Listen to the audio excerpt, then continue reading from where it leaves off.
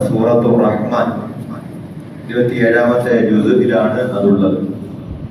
സൂറത്തുർ റഹ്മാൻ എന്ന പരിശുദ്ധമായ അധ്യായം. റഹ്മാൻ എന്ന് പറഞ്ഞാൽ അള്ളാഹുവിന്റെ നാമമാണ്, കാരുണ്യവാനായ അള്ളാഹു. അള്ളാഹുവിന്റെ മഹത്തായ അനുഗ്രഹങ്ങളെ കുറിച്ച് ഓർക്കാനും നന്ദി ചെയ്യാനും ഈ ഖുർആൻ ഈ അധ്യായത്തിലൂടെ നമുക്ക് അല്ലാഹു സുബ്ഹാനഹു വ തആല നിർദ്ദേശം നൽകുന്നുണ്ട്, പഠിപ്പിക്കുന്നുണ്ട്. അങ്ങനെയുള്ള ഒരു സൂറത്താണ് സൂറത്തുർ റഹ്മാൻ. ഖുർആനിന്റെ ഭംഗി എന്ന് ഈ സൂറത്തുർ റഹ്മാനെ കുറിച്ച് വിശദീകരിച്ചിട്ടുണ്ട്. സാധാരണ മുമ്പൊക്കെ നമ്മൾ കേട്ട് പുതിയാപ്പള സൂറത്താണ് സൂറത്തുർ റഹ്മാൻ. അങ്ങനെ ഒരു പരാമർശം നമ്മൾ പഴയ കാലങ്ങൾ മുതലേ കേട്ടുവരുന്നതാണ്. അത് റസൂലുള്ളാഹി സ്വല്ലല്ലാഹു അലൈഹി വസല്ലം തങ്ങൾ പറഞ്ഞു, ലികുല്ലി ഷൈഇൻ അറൂസ്, എല്ലാത്തിനും ഒരു ഭംഗിയുണ്ട്. വഅറൂസുൽ ഖുർആനി സൂറത്തുർ റഹ്മാൻ, ഖുർആനിന്റെ ഭംഗി അത് സൂറത്തുർ റഹ്മാനകത്തുണ്ട് എന്ന് റസൂലുള്ളാഹി സ്വല്ലല്ലാഹു അലൈഹി വസല്ലം തങ്ങൾ നമുക്ക് മനസ്സിലാക്കി തരുകയാണ്.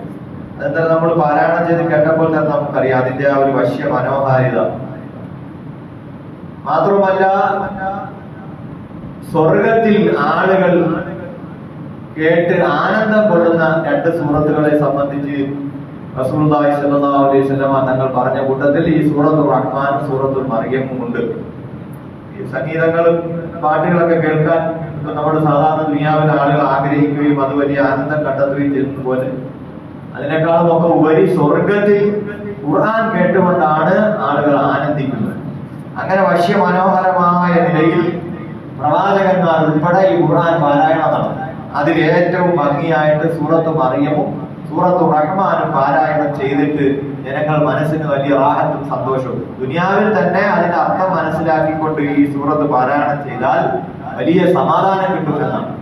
നമ്മൾ മദ്രസയിൽ സൂറത്തു റഹ്മാനും സൂറത്തു റഹ്മാൻ 10ാം ക്ലാസ്സിലാവുമ്പോൾ സൂറത്തു റഹ്മാന്റെ അർത്ഥം പഠിപ്പിക്കുന്നത്. 6ാം ക്ലാസ് മുതൽ നമ്മൾ +2 വരെയും ഖുർആന്റെ അർത്ഥസഹിതം പഠിപ്പിച്ചു പോകുന്ന സിലബസ് ആണ് ഇപ്പൊ നമ്മുടെ ദക്ഷിണ ജമിയത്തുലമയുടെ വിദ്യാഭ്യാസ ബോർഡിലുള്ളത്. 6ാം ക്ലാസ് മുതൽ ഖുർആന്റെ അർത്ഥം പഠിപ്പിച്ചു തുടങ്ങുകയാണ്. ഏറ്റവും പ്രധാനപ്പെട്ട സൂറത്തുകളെല്ലാം ഒരു ജുസ് ആദ്യം പഠിപ്പിക്കും. പിന്നെ സൂറത്ത് യാസീൻ, കഹഫ്, മറിയം, സൂറത്തു റഹ്മാൻ, വാഖിയ, യാസീൻ പോലുള്ള വളരെ പ്രധാനപ്പെട്ട അധ്യായങ്ങളുടെ എല്ലാ അർത്ഥവും കൂടി പഠിപ്പിച്ചു പോകുന്ന ഒരു സിലബസ് ഇപ്പോൾ മദ്രസയിലുണ്ട്. അപ്പൊ ഈ പരിശുദ്ധ ഖുർആന്റെ ഈ സൂറത്ത് കേട്ട് സന്തോഷം പ്രകടിപ്പിക്കും ആളുകൾ സ്വർഗത്തിൽ. മാത്രമല്ല, സൂറത്തു നിഅം, അനുഗ്രഹങ്ങൾ എന്നും ഈ അധ്യായത്തിന് പേരുണ്ട്. അനുഗ്രഹങ്ങൾ, ധാരാളം അനുഗ്രഹങ്ങളെ കുറിച്ച് പറയുന്നുണ്ട്. അള്ളാഹുവിന്റെ ധാരാളം അനുഗ്രഹങ്ങളെ സംബന്ധിച്ച് നമ്മളെ ശ്രദ്ധ ആകർഷിച്ചിട്ട് നമ്മളോട് പറഞ്ഞിട്ട് അള്ളാഹു ഒരു ചോദ്യം കൂടെ ചോദിക്കും.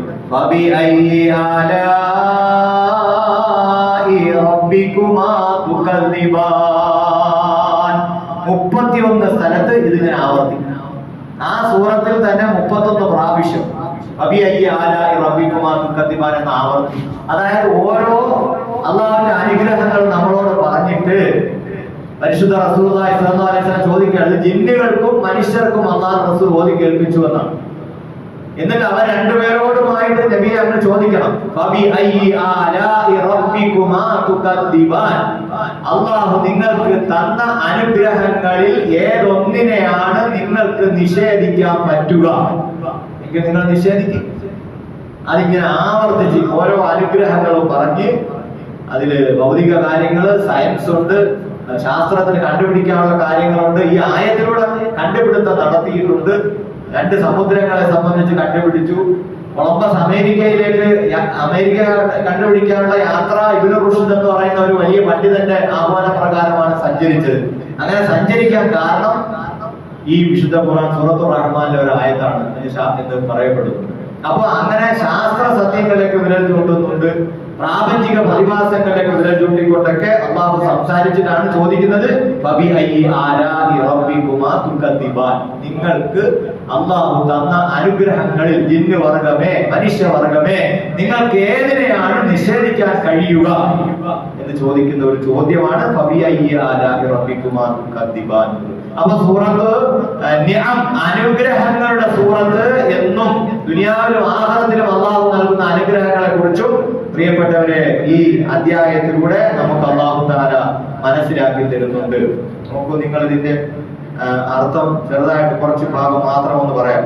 ബിസ്മില്ലാഹിർ റഹ്മാനിർ റഹീം. അർ റഹ്മാൻ, കാരുണ്യവാനായ അല്ലാഹു.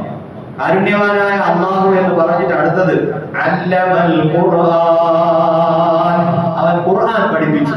അല്ലാഹു ആണ് നമുക്ക് ഖുർആൻ പഠിപ്പിച്ചു തരുന്നത്. അത് അല്ലാഹുവിന്റെ വലിയ ഫضലാണ്, അല്ലാഹുവിന്റെ വലിയ ഔദാര്യമാണ് ഖുർആൻ പഠിക്കാൻ പറ്റുക എന്നുള്ളത്. അല്ലമൽ ഖുർആൻ, ഖുർആന്റെ അറിവ് നൽകിയത് ആ അല്ലാഹുവാണ്. അടുത്തത് പറയുന്നത് സൃഷ്ടിപ്പിനെ സംബന്ധിച്ചാണ്. ഖലഖൽ ഇൻസാൻ, മനുഷ്യനെ അല്ലാഹു തആല സൃഷ്ടിച്ചു എന്ന് പറഞ്ഞിട്ട് മനുഷ്യന്റെ വളരെ മനോഹരമായ ഒരു സവിശേഷതയെ അള്ളാഹ് എടുത്തു പറയുകയാണ്. സൃഷ്ടിച്ചിട്ട് സംസാരിക്കാനുള്ള കഴിവ് കൊടുത്തു. മറ്റു മൃഗങ്ങൾക്കൊന്നുമില്ലാത്ത നിലയിൽ മനസ്സിനകത്തുള്ള ചിന്തകളെ വളരെ സ്പഷ്ടമായ നിലയിൽ ജനങ്ങൾക്ക് മുമ്പിൽ അവതരിപ്പിക്കാൻ പറ്റുന്ന നിലയിൽ അല്ലാഹു റബ്ബുൽ ഇസ്സത്ത് ഭാഷയെ പഠിപ്പിച്ചു കൊടുത്തു, സംസാരത്തെ പഠിപ്പിച്ചു കൊടുത്തു. അല്ലമഹുൽ ബയാൻ, മനുഷ്യൻ അല്ലാഹു സുബ്ഹാനഹു വ തആല സംസാരിക്കാനുള്ള കഴിവ് നൽകി, ഭാഷ പഠിപ്പിച്ചു. ഈ നാവിലൂടെ എത്ര ഭാഷ സംസാരിക്കും? ഒരു നാവിലൂടെ തന്നെ വ്യത്യസ്ത ഭാഷകൾ, 3000-ഓളം മുകളങ്ങൾ ഈ നാവിലുണ്ടെന്നാണ് പറയപ്പെടുന്നത് ശാസ്ത്രം. ഈ നാവിനെ കുറിച്ച് പറയുമ്പോൾ തന്നെ ശാസ്ത്രം ചിന്തിക്കുകയാണ്, ശാസ്ത്രം അന്വേഷിക്കും. ഇത് ഖുർആൻ അവതരിക്കുന്നത് ശാസ്ത്രം, സയൻസ് എന്ന് പറയാൻ പോലും ആളുകൾക്ക് അറിയാത്ത ഒരു കാലഘട്ടത്തിൽ അവതരിക്കുമ്പോൾ പിന്നീട് മനുഷ്യൻ പഠിക്കുകയും ചിന്തിക്കുകയും ചെയ്തതിന് ശേഷം ഖുർആനിലെ ഓരോ വാക്കുകളെ സംബന്ധിച്ചും പഠനങ്ങൾ നടത്തുമ്പോഴാണ് കണ്ടുപിടുത്തങ്ങൾ ഉണ്ടാകുന്നത് എന്ന് ചരിത്രത്തിൽ നിന്ന് നമുക്ക് വസ്തുനിഷ്ഠമായിട്ട് ചരിത്രം എഴുതിയവരിൽ നിന്ന് നമുക്ക് മനസ്സിലാക്കാൻ കഴിയും. നാവ്, 3000-ഓളം മുകുളങ്ങളുണ്ട്, വ്യത്യസ്ത രുചികൾ നാവിലൂടെ നമുക്ക് അറിയാൻ പറ്റും, വ്യത്യസ്ത ഭാഷകൾ നമ്മൾ സംസാരിക്കും. ഈ സംസാരം തന്നതാരാ?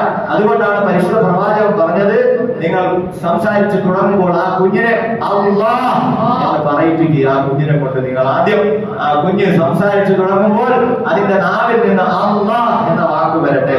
അല്ലാഹ് പറയുകയാണ്, ഖലഖൽ ഇൻസാൻ, മനുഷ്യനെ നാമാണ് സൃഷ്ടിച്ചത്. അല്ലാഹു മനുഷ്യനെ സൃഷ്ടിച്ചു. അല്ലമഹുൽ ബയാൻ, അവർക്ക് സംസാര ശേഷി നൽകി, അവരെ ഭാഷ പഠിപ്പിച്ചു അല്ലാഹു. എന്നിട്ട് നേരെ പിന്നെ പോകുന്നത് സൂര്യനിലെ ചന്ദ്രനിലേക്കുമാണ്. അശ്ശംസു വൽ ഖമറു ബിഹുസ്ബാൻ,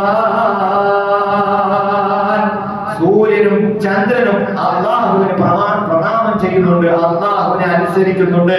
പടച്ചവൻ നിശ്ചയിച്ച ഒരു കണക്കനുസരിച്ച് കൃത്യമായിട്ട് അതങ്ങനെ സഞ്ചരിച്ചു കൊണ്ടിരിക്കുകയാണ്. അന്ന് സൂര്യചന്ദ്രന്റെ ചലനത്തെ കുറിച്ച്, അതിന്റെ സഞ്ചാരത്തിന്റെ ദിവസങ്ങൾ എത്ര, ഇതൊന്നും ആളുകൾ കണ്ടുപിടിച്ചിട്ടില്ല. അല്ലാഹ് പറഞ്ഞു അതിനൊരു കണക്കുണ്ട്. ഭൂമി സൂര്യനെ ചുറ്റി സഞ്ചരിക്കും, ചന്ദ്രൻ ഭൂമിയെ ചുറ്റി സഞ്ചരിക്കും. അതിന് 24 മണിക്കൂർ അല്ലെങ്കിൽ അതിന്റെ കൃത്യമായ ദിവസങ്ങൾ, കണക്കുകൾ ഓരോന്നും പിന്നീട് ശാസ്ത്രം കണ്ടുപിടിച്ചു. ഈ കണക്കനുസരിച്ച് തന്നെയാണ് സൂര്യനും ചന്ദ്രനും സഞ്ചരിക്കുന്നത്. അല്ലാഹ് പറഞ്ഞു, അശ്ശംസു വൽ ഖമറു ബിഹുസ്ബാൻ, സൂര്യനും ചന്ദ്രനും അതിന്റെ കണക്കനുസരിച്ച് നിശ്ചിത രീതിയിലും സമയത്തിലുമാണ് സഞ്ചരിക്കുന്നത്. അതനുസരിച്ച് ആ പകലുകൾ വരും, വർഷങ്ങൾ അതനുസരിച്ച് വരും. ഇതെല്ലാം അല്ലാഹു വ്യക്തമാക്കി.